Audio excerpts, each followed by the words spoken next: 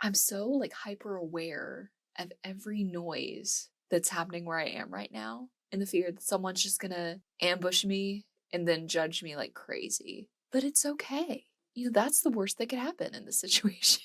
Well, hello everybody. Welcome to this video. It is warriorcatlover345 back after exactly 4 years, which is wild. I've been meaning to return to this channel for 4 years, so here we are. So for those who don't know me, I come from Wattpad. I know some of you all are cringing, but that is why I somewhat am able to have a platform on here. Some people from there are coming to listen to me, which is really cool, but I'm a writer on there. I'm a big Warrior Cats fan, so here I am making Warrior Cats videos. Maybe. We'll see what happens after this one. But for today's video, I've done one of these before out of the 2 videos that I have on my channel, but I am making a Q&A video on my Wattpad account. I put out a Google form for people to ask questions, basically. So let's get right into these questions. We have 12 questions queued up here. So the first question I received is, what is your opinion on Ivypool's Heart? And in parentheses it says, if you haven't read it, just thoughts based on what you've heard about it. So I have not read it. I'm actually a little behind on reading Warrior Cats books. That's a little dramatic. I'm only like a few books behind. I haven't read Ivypool's Heart. I have not read the latest book in A Starless Clan, which is the last one. So I'm kind of going nuts. I think I plan on reading it tomorrow. And then I think there's a graphic novel I haven't read. So we're not very behind, but we're behind. So I haven't read Ivypool's Heart. And I haven't heard a lot about it. I kind of don't want to know a lot about it. But based on what I've heard, I've heard that spirits are wandering in the real world, which we've had a glimpse of this in, oh my gosh, The Broken Code. I mean, which I think this takes place in the middle of that, right? Between like the 5th and 6th book? Maybe I'm making that up. So I heard that. And before the book even came out, there was speculation that maybe the book was going to be about Ivypool potentially saving Bristlefrost, which would mean that the book takes place after The Broken Code. So that's all I've heard. I definitely plan on reading it at some point. That is an absolute must. But basically, I don't know a lot about it and I don't want to.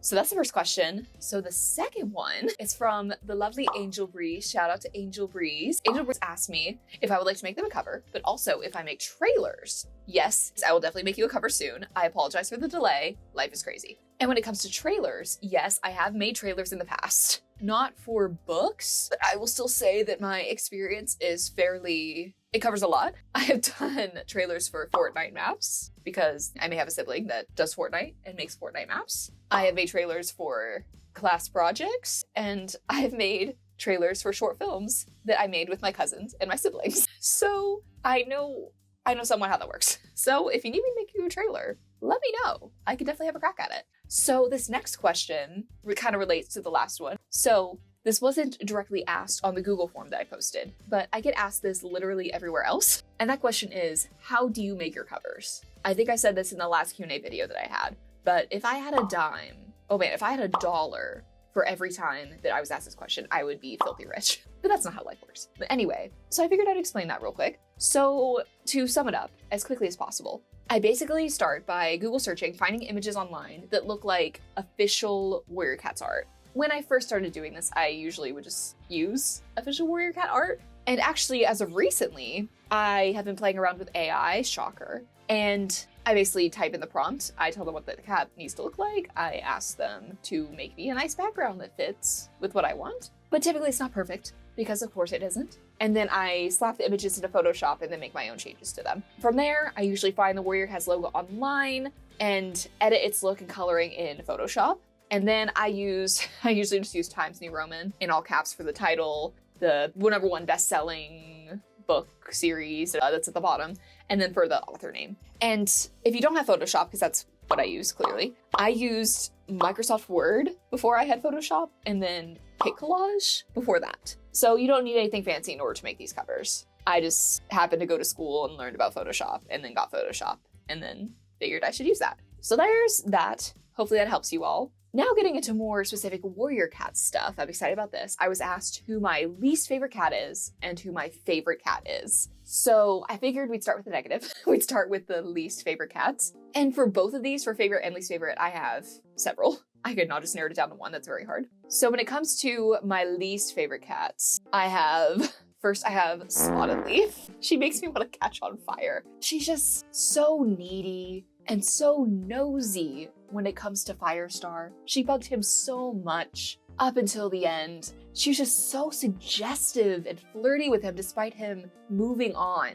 And it's just, obviously it's so weird because they never really had a relationship to begin with. They probably just looked at each other like, wow, you're hot.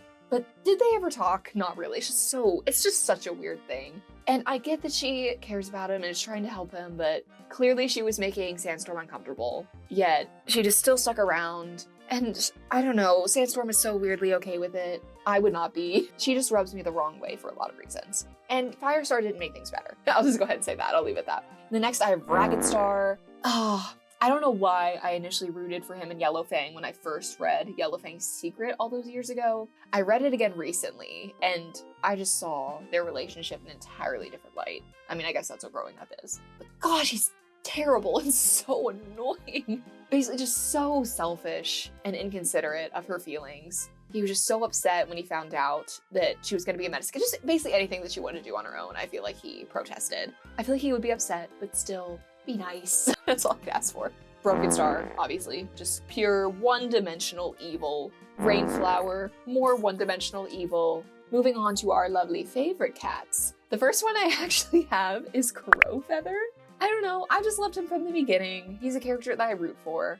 And despite him never being a main protagonist, I don't think he's ever had his own point of view. It's just still really cool to see how much of a story he's been able to have and how much his character's still been able to develop despite that. I just find him to be such an endearing character. Him and Leafpool's one of my favorite ships in the entire series. And you know, the things that he goes through represent such realistic parts of life. I'm such a sucker for Crowfeather's trial and what he went through with Breezepelt for one, but also with Nightcloud. It was just really cool getting to see them come to the conclusion that we can still respect each other and raise a son, but we don't need to be in love or be a couple. So I just think that was really cool. And of course, I just love his personality. His short temper, hilarious. I also love Tallstar. Apparently WindClan's just got some really cool cats. Just such a kind guy. Definitely one of my favorite leaders that I've seen. Just very open-minded, level-headed. I loved his Super Edition, and of course, I love him and Jake. They're so sweet. I also love Ravenpaw. I think one of the kindest characters in the series. I love to read about him. Such a cutie. While we're on the, I don't know, homosexual loving train, I love him and Barley. And I love Clear Sky. Definitely one of the more complex characters I've seen in the series, but I don't think that's a shocker to anybody. Very morally gray. Still not sure if the Erins wanted us to root for him or not, but I think that's kind of cool. I love Squirrelflight. I love her spunky personality, but that also kind of seems to remain despite her, you know, growing and maturing and wising up. I also will just always have an emotional attachment to her because she is one of the first characters that I ever read about and got to experience things with. Because the first arc that I read by accident was The New Prophecy. I'll always have an emotional attachment to her because of that. I also love Lightning Tail. For those who don't know, he's in one of the clans. He is Thunderstar's best friend, his bestie, throughout most of it. Just, I think, one of the sweetest, most genuine friends in the series. He just made me so happy. Very sweet guy. I also love Feathertail, amazing she-cat, so wonderful in every way. But for me, it's not to a point where she feels just annoyingly perfect. That's probably another reason why I am annoyed by Spotted Leaf. I don't know. But I just think she's great. She supported Crowfeather even when he moved on to Leafpool. I think he did what Spotted Leaf should have done. I also love Turtletail and Jayfeather. Very cool cats. I was then asked the question, what is the character from Warriors that you love the most? Like I said, very hard to narrow down. Crowfeather. I don't know, is that bad? Are we gonna get Crowstar? I don't know. Has this been determined in the last book of A Starless Clan? I don't know, we'll find out. But anyway, moving on to a different kind of question. I was then asked, what has changed about your life and your writing in the years since you last posted on your channel? Which again, 4 years ago. So a lot has changed, of course. When I first recorded videos and posted those, it was pretty much in the middle of the pandemic. I started my channel to just have something else to do, which is why when things started opening up again and people were more comfortable going out, I didn't really have time to make more videos. So of course, in 4 years, a lot has happened. I went through college, I went through my undergrad and graduated with a degree in communications and design and art and technology. So I'm a working woman now. I'm in graduate school now. So that's changed. But when it comes to my writing, I would also like to think that's improved in 4 years, maybe? You know, when it comes to writing Warrior Cats fanfictions, what I've always tried to do is obviously stay true to the original books, not copy their writing, but to somewhat replicate it, because when people read my books, I want them to still feel like they're kind of reading a real book. Obviously, the first person perspective kind of messes that up, but nevertheless, I try to do that. You know, I still try to put my own spin on things and not be insecure about it, which I think I've done. And I want to be able to make it my own. Because I feel like the Ames books, they aren't heavy on dialogue. I love writing my just quick, quippy, witty dialogue between characters, just add some fun into it. I like to make things a little quirkier, add in some modern language, maybe just add some humor. Because, I mean, obviously, some of the things my characters say are not words that they would know, but I don't really care. The next question I was asked is, what books other than Warriors have you read and you liked? So it's sad I don't have as much time to read as I would like to. However, the books recently that I really like, I read The Fourth Wing, which I think is a pretty up-and-coming book right now that's really fantastic, highly recommend. I also read a lot of plays. I was a theater minor in my undergrad, so I don't want to say forced, but I had to read a lot of plays for class. But I also just do that on my own time. I love to read plays. I also love, a book I read recently was Where the Crawdads Sing. It's recently been adapted into a movie. I just thought it was incredible. Beautiful writing, just a beautiful, really interesting, captivating story. And it has that aspect of a murder mystery too, which I love my true crime, so I'm a sucker for that. So definitely recommend that book. Or if you're not into reading, watch the movie too. So again, we're kind of veering off away from Warriors for a little bit. But a question I was asked is, how did you discover you liked classical music? And they were wondering if I listened to artists. So this has a little mini story time in it, so I'll try to keep it quick. So when I was little, I watched all of the little kids shows, as one typically does. And my favorite, I think, was Little Einsteins. And within that, they try to teach kids about classical music and also older art pieces. And there would be a different composer or a classical piece that would be playing throughout each episode. So that always kind of stuck with me. I always enjoyed that. So fast forward to my sophomore year of high school, second semester, spring semester. It was a really stressful time for me. I felt like my classes were just a lot. I was really busy with extracurriculars. My assignments were piling up and I was just so stressed. I was like, okay, I feel like I need to take a day, not go to school, and just catch up. So I remember sitting at my dining room table. I had all of my books and stuff sprawled out in front of me. And I was like, I can't work in silence. I'm going to listen to some music. Oh, classical music. I had a playlist that I'd made with the most well-known classical pieces on it. So I'll listen to that. I've heard classical music helps you concentrate and it's relaxing. So we'll listen to that. So as I was listening to it, I just fell down the most wonderful rabbit hole. I don't know. I recognized a lot of the pieces that I'd heard from Little Einsteins. And I mean, I liked music before this. I hadn't listened to classical. There were just so many things that I appreciated about it. I mean, it was like nothing else I'd ever heard before. I listened to a bunch of pieces I hadn't heard. I started a big playlist. That playlist now has I think 500 pieces on it. So that's how I discovered I liked it. And now it's still to this day my favorite genre. It's just beautiful, beautiful. I think that classical composers quite literally are geniuses. But when it comes to artists, so I don't just listen to classical. I also really like show tunes, so Broadway music, the video game and film soundtracks, which is so specific, but I love them. But also classic rock, 60s, 70s, 80s. I have a whole list here. I love Elton John, Queen, Coldplay. I love Kansas, first concert I ever went to. Van Halen, ABBA, Billy Joel, Bon Jovi, James Taylor, and Styx. And those are just some of the many that I love so much. So that's kind of my music journey. I don't know. Hope you enjoyed that. Oh, this one's so interesting. I'm almost scared to answer this question. But it is, what are your thoughts on the Bramble and Squirrel relationship and if it's toxic or not? So I've gone on a journey with these two. So like I said, when I was younger, I read the New Prophecy first. This was the first arc that I read in Warrior Cats. And how old was I? I would have been 11 or 12. Naive and silly. I loved them at the time. I was rooting for them. I thought that they made a great couple.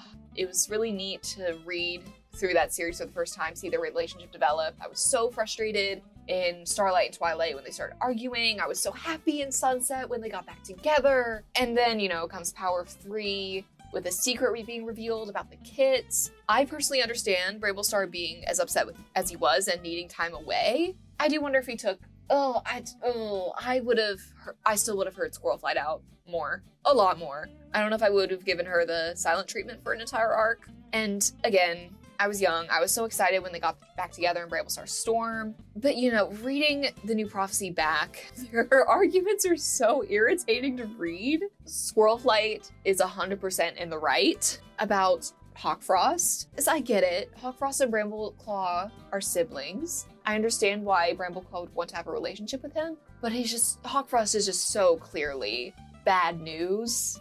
I don't know, man. And even when they get back together in Sunset, Brambleclaw never really admits, oh yeah, Hawkfrost, bad guy, I'm sorry. I should have listened to you. They just kind of get back together without really talking about it. And obviously, there's so much wrong in Squirrelflight's Hope. I had heard that it was bad, but when I read it, it was bad. Star was so incredibly controlling. And I don't know. It's not like Squirrelflight was an absolute angel, but she didn't deserve any of that. Because I just think communication is the answer to everything. And it just gave me such an ick when at the end of the book, what did Bramblestar say? He was like, let's never argue like that again. Acting like everything they dealt with was two-sided. Dude, it was you. Again, Squirrelflight, you know, she's defiant, she's spunky, but that does not excuse anything that he was doing. And the fact that he acted like it was both of them being the same amount of problem is concerning to me.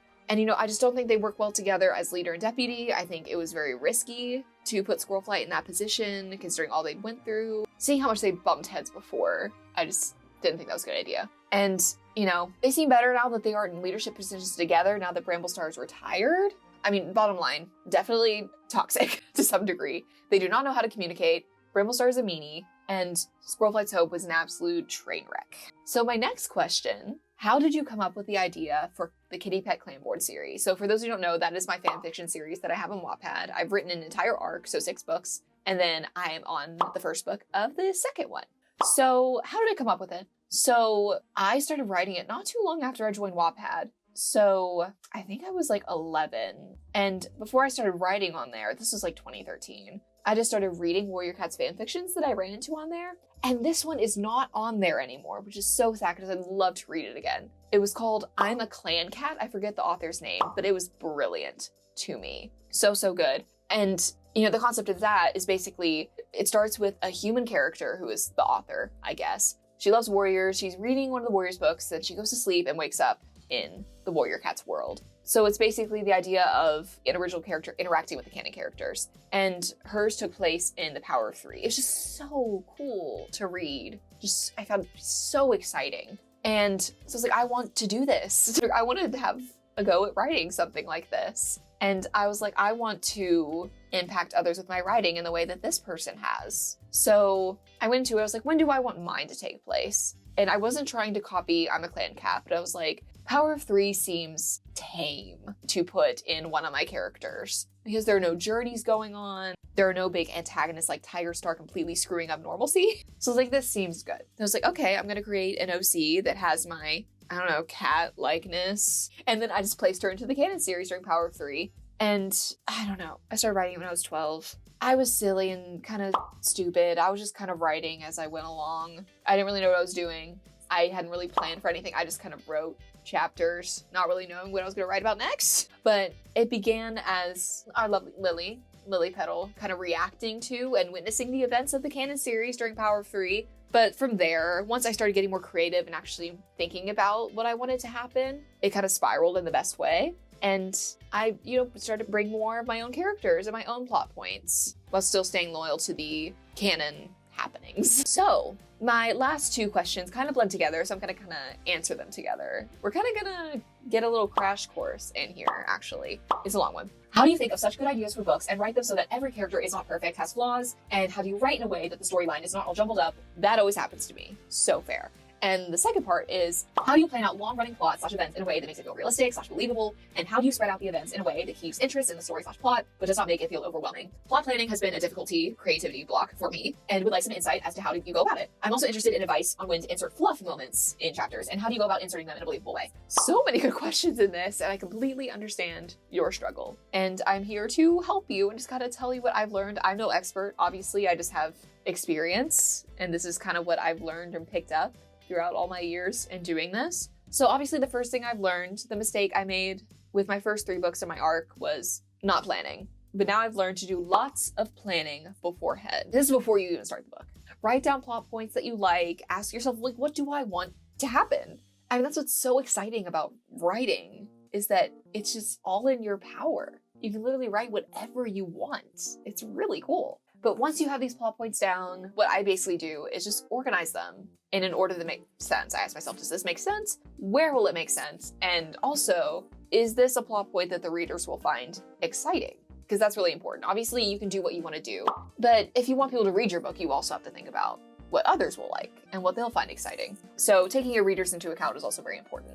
And writing about what the readers are interested in will definitely help them stay engaged. And this is stuff I've tried to do. I literally have had times where, I have my stuff planned, but I'm also like, what do you all want to see happen? Because obviously, if the readers tell me what they want to happen, I'm going to do it. I'm trying to take suggestions. In the second arc, I did a Google form. Love doing my Google forms. I was like, what do you all want to see? And it was really fun because a lot of the stuff you all said is stuff I already have planned. So that was really cool. Again, emphasizing detailed planning makes a huge difference. And just be patient with yourself. You definitely have to get into a groove with all of it, with the planning and then the actual writing, all of that. It's a process that improves with time, definitely, because like I said, I look back at my earlier books and cringe a lot. And so obviously, going back to planning what's going to happen, you have to be invested in what you're writing.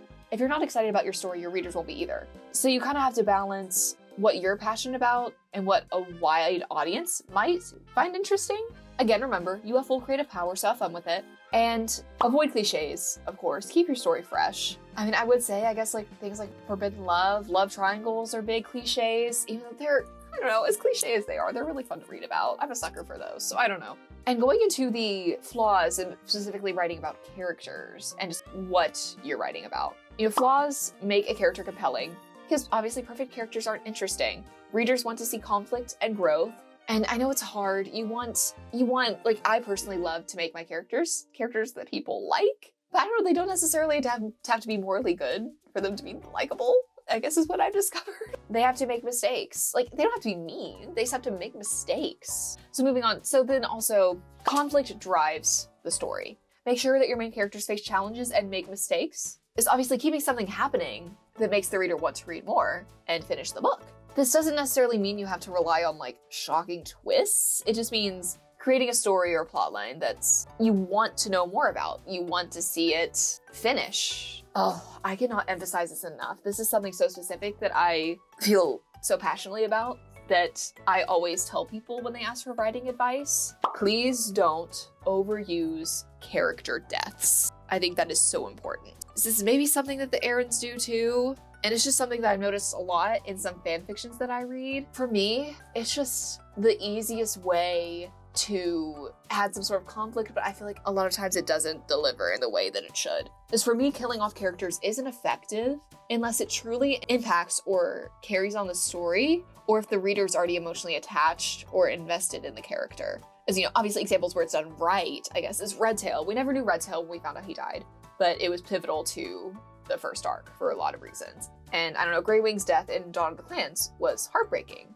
because of our emotional connection to him. I mean, we've gone on a journey with him for 6 books, but there's just so many examples, I feel like, where the writer is relying too much on deaths for conflict. And I think that could almost cheapen the story. There are some fan fictions that I'll read that are excellent, that are great, beautifully written, so fun. But then I just kind of get disappointed that within the first chapter or two, just some random character dies. And then everyone's like, oh no, that's so sad. And they're like, okay, anyway. So what was the point of that? If it's not someone that we care about and it's not some death that moves a story along, So that's why I emphasize do not overuse character deaths. Do it pretty strategically, I guess. So when it comes to fluff, yes, fluff. I thought that was a really cool part of the question because that's never really something I've thought about. Fluff is important to a story because yes, you want things to constantly be happening, but also if things are constantly happening, you might exhaust your reader. So it's good to have some lighthearted little occurrence every once in a while, maybe a fun little conversation.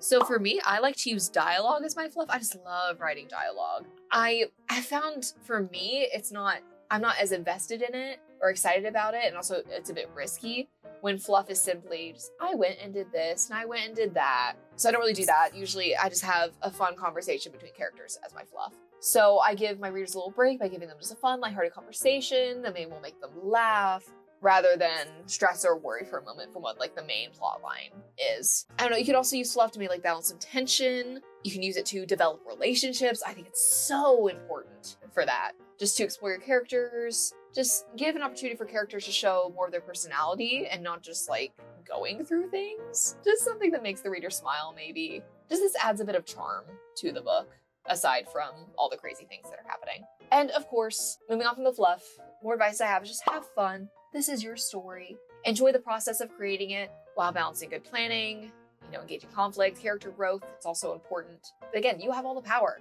It's just so fun that you just have all the power to create this story and then people come and read it. But obviously with that, you have to learn. It's a learning process. I'm still learning. Writing fan fiction especially is a journey. And, like I have, it's okay to look back and cringe a bit. And what matters is that you're learning and growing as a writer, which you are.